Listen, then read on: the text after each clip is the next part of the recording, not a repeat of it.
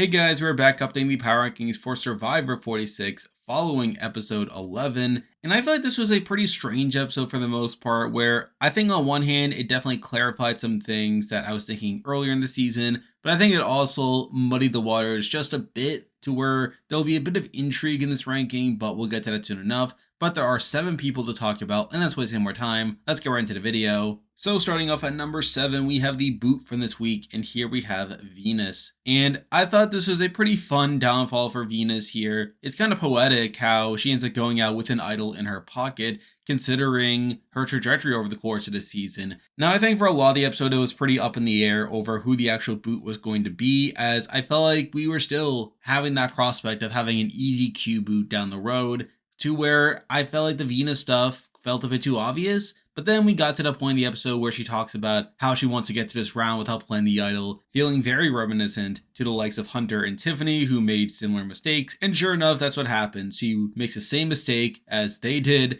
not playing the idol and being taken out with it in her pocket. I feel like for Venus in particular, it was pretty poetic with her talking about how she's finally gained some traction in the game, only to be taken out. And obviously Venus is a very conflicting figure, obviously someone who is pretty controversial online with some of their outbursts on Twitter. And I will say that I think Venus is a pretty bad player, someone who does seem to lack some social awareness in the game, where despite her being this pretty strong-willed person in real life and someone who would be a great advocate for herself, I feel like in the game it just led to her coming off as pretty aloof and her being confrontational at points and people being taken off by her. And along the way, she has some pretty bad reads as well, like her thinking she was behind the soda blindside when she really wasn't. And I felt like she wasn't going to win as she got to the end. I felt like she very much lacked respect. And while you could claim that this is unfair treatment from Venus, to where Venus herself would say that she was treated unfairly, I do feel like she made plenty of mistakes on her own that caused her to not be as well liked as she probably could have been. And I feel like she played a pretty bad game on the whole, but she is now out of the game to where she's here at number 7.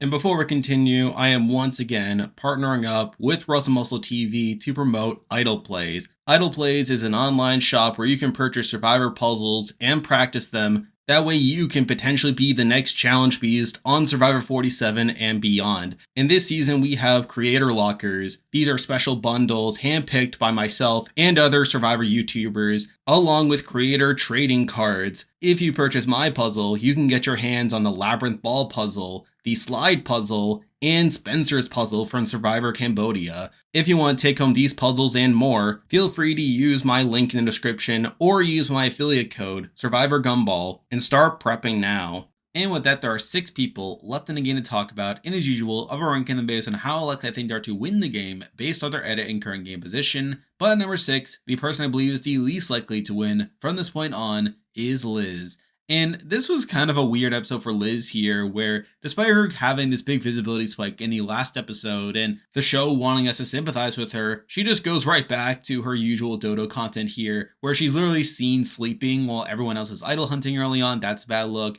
You also have her having very little to do with the actual plan that goes through by the end of it. You have her once again not being picked for the reward, and we get this very awkward conversation between her and Maria, where Liz is just making it clear that she's not happy with her, and again, it's meant to come off as pretty awkward. Again, I feel like Liz is not winning the game at this point. I said that for weeks now. However, I feel like with Venus going in this episode, it pretty much guarantees that Liz will make it to Final Tribal and be a 0-vote finalist. Now, granted, I had felt that for a while now, and I was leaning towards Liz getting to the end over Venus, but I feel like now with Venus out, it pretty much clears that path to allow Venus to get to the end to where she'll probably lose. So I feel like at this point, Liz is not winning, but she'll probably get to the end at least. That's something. But really, she's not winning to where she's here, number 6. Now moving on to number 5, and this person has dropped compared to last week, and here we have Maria. And the main reason I dropped Maria is I think this episode made it clear that she's not getting to the end. I feel like before this week, I felt like she was probably going to be like the Heidi of the season, someone who gets to Final Tribal as the main alternative to the eventual winner, but obviously comes up short by the end of it.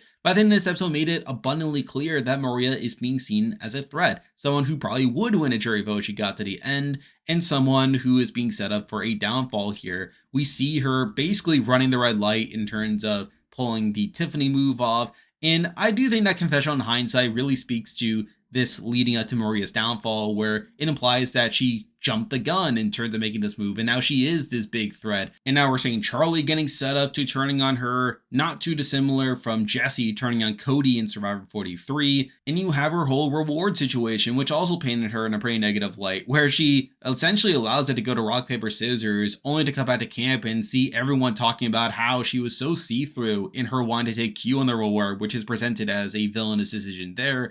And in general, I feel like this episode really dunked on Maria. Now, I didn't think she was going home in this episode, or considering how much negativity she got at the beginning of the episode, I thought it was pretty apparent that she was going to win the immunity challenge. But at this point, I have no faith in her to get to the end of the game. I feel like there's already being set up to her being taken out down the road, and it wouldn't shock me if she's gone as early as next week. So I think this episode made it pretty clear that Maria's not winning, and at this point, it doesn't seem like she's even getting to Final Tribal to begin with, which I think was a big reason why she was even as high as she was on the power rankings. So for that reason, I did decide to drop her here to number 5. Now moving on to number 4, and we have another person who is not winning at this point. However, this person did jump up by virtue of other people going down, and here we have Q. And Q is not winning. I've said that now for multiple weeks at this point. Now I have heard some people online say that Q does have a shot of winning, that maybe this could be like a Tony style of edit from Kage-yan, but I just don't see it. I feel like Q has been dunked on way too much, and I think the show has made it abundantly clear that he's not winning a jury vote, where even in this episode, we do see people talking about how Q doesn't deserve to go on this reward, how he has been eating every day, and that it's pretty clear that Maria is just dragging Q along in the game due to Q being this loyal number for her. So I don't think Q is winning at this point. However, this episode did make it more likely that he gets to Final Tribal, where now that Venus is gone, and considering that Maria is being set up for a downfall, I think there's at least a path for Q to get to Final Tribal. Now, is it a guarantee? Not necessarily, but I do think the path is more clear now than what it was before. But again, I still think Q would lose in a jury vote, and even then, it's not impossible for him to be taken out, especially as a way of weakening Maria at the final 6. So really, I don't think Q's winning, but it's more so due to other people going down that leaves him here number 4. Now moving on to number 3, and this may be controversial, as I did make this similar placement 2 weeks ago, and I did flip-flop last week, but now this week I'm flip-flopping again. But number 3, we do have Charlie. And this episode just further confirmed to me what I think of Charlie, in that he's clearly being set up as this decoy winner, someone who is being set up for a downfall for the end, where he ended up getting a bevy of confessionals in his episode. I believe he got 16 confessionals in this episode, which is really insane there. And he also gets this setup to turning on Maria, which isn't shocking, as it reminds me a lot of Jesse from 43 getting the setup to turning on Cody, like his closest ally there. And now I feel like Charlie's in a very similar predicament, where he feels like he's going to lose to Maria if he gets to the end with her, and needs to make the move to cut her.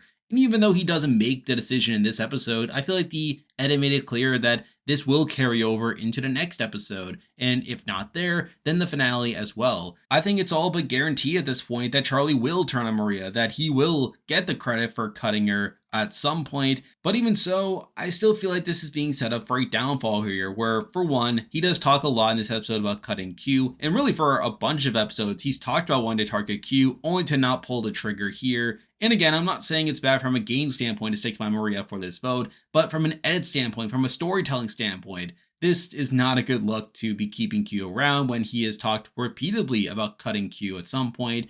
But also, in his last confessional before the actual tribal, he talks about playing the middle and how it's a double-edged sword, how he has the ability to drive the game, but also piss some people off by his decision, which to me feels like further setup to his decision having these consequences down the road that will probably lead to him losing by the end. In that, mixing in with him being overly prominent, with him like having these similarities to Jesse from 43, and really with everything else that I said with him up to this point in the season, I don't think Charlie is winning. I know a lot of people like Charlie and they see him as one of the top contenders, but I feel like this episode only further confirmed to me that he is going to come up short by the end of it. Now, whether he'll be like the final juror or someone who gets cut a bit before that, we'll have to see. But at this point, I just don't feel that great about Charlie winning to where he's here at number 3. Now moving on to number 2, and we have someone who moved up a spot compared to last week, but we do have Ben. And yes, I do once again have Ben above Charlie. Now obviously there's some wonkiness with his performance here, where his only confessional comes before Tribal, talking about how he wants to get rid of Venus due to her being a source of chaos,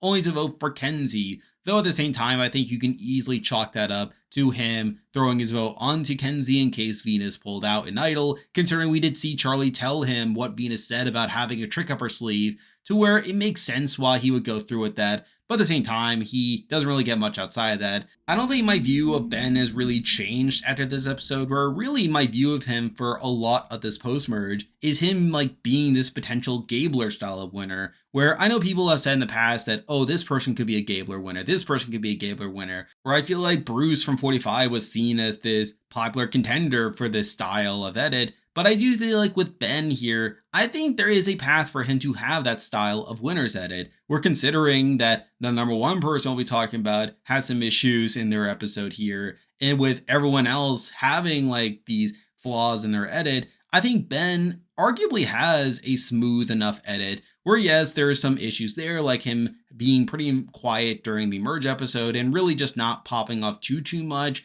But I think there's just enough positivity there to where if Ben were to win, I wouldn't be too shocked by that. So I think that's a big reason that I have Ben as high as he is. And I feel like now with Charlie having more blatant setup to him losing by the end, I could see a world where Ben pulled out the surprise win by the end of it and really shocks some people there. But at this point, I still have more faith in number one person, which is strange considering Ben arguably had a better episode than that number one person. But for now, I do have Ben here at number two. And now, at number one, the person I believe is the most likely to win Survivor 46 at this point is still Kenzie. And you could definitely debate this one, as Kenzie didn't really have that great of an episode here, where we did get some good setup for a lot of it with her setting up this potential underdog story with her wanting to avenge Tiffany. And we do see her talking during the round, talking about how the boys are getting all paranoid by taking out Q as it makes them more vulnerable, while losing Venus would make her game more vulnerable. And you also have her earlier in the episode talking about how Venus is the only one that hasn't lied to her, and that who would have guessed that Kenzie and Venus would be working together. All that just for Kenzie to go along with voting out Venus by the end of it. And on top of that, you have her pretty clearly being on the bottom at this point, and even Ben threw a vote onto her in case Venus played her idol. So at the end of the day, it's not a great look for Kenzie here. It's not great from a storytelling perspective, and it's not looking good from a game perspective either. But at the same time, I feel like she got enough setup here to her being this underdog. We're coming into this episode, I was expecting her to come into this endgame as an underdog, considering just how bad her game position seems to be at this point. And it's not impossible for her to be working her way back into the majority next episode, where now that we're getting set up to Maria being this big threat, I could see her working alongside the likes of Charlie and Ben to try to blindside Maria at the final six, which I feel like would be pretty good for her. I don't think this is necessarily a death sentence for Kenzie, which feels strange considering that for a lot of other people, I definitely have taken issue with certain things. I think Charlie's edit feels pretty wonky. I feel like other people's edits are pretty wonky at this point. And with Ben seeming to be like this potential Gabler style of winner, it wouldn't shock me if Kenzie still lost by the end of it, if she ends up just being this mermaid dragon final boss sort of figure. But for this week, I'm still gonna side with Kenzie, as even though this was another bad episode for her, I am gonna give her another shot at the end of the day, as I just don't feel that great about Charlie. And even with Ben, even though there's still that Gabler upside, I think with him being a bit too quiet in the edit as well, and with me also expecting Kenzie to be an underdog if she wants to get to the end and win, I am gonna give Kenzie another shot here. Though if things turn downhill next week, I may have to reconsider at that point. But for now, I am going to stick to my guns, and because of that, Kenzie is here at number one. And there we go, that'll do it for this week's video. If you like this content, be sure to like and subscribe, really helps out with the channel. Now I'll be back again next week to update the power rankings again, so you can look forward to that. I'm still covering the Amazing Race 36, so you can expect weekly power rankings of that. I'm on Patreon, and I just started a YouTube membership, so if you want to consider supporting the channel, feel free to click the links in the description. And you can also join the Discord server by also clicking the link in the description. There's a lot of stuff coming your way, but for now, that is the video. See ya.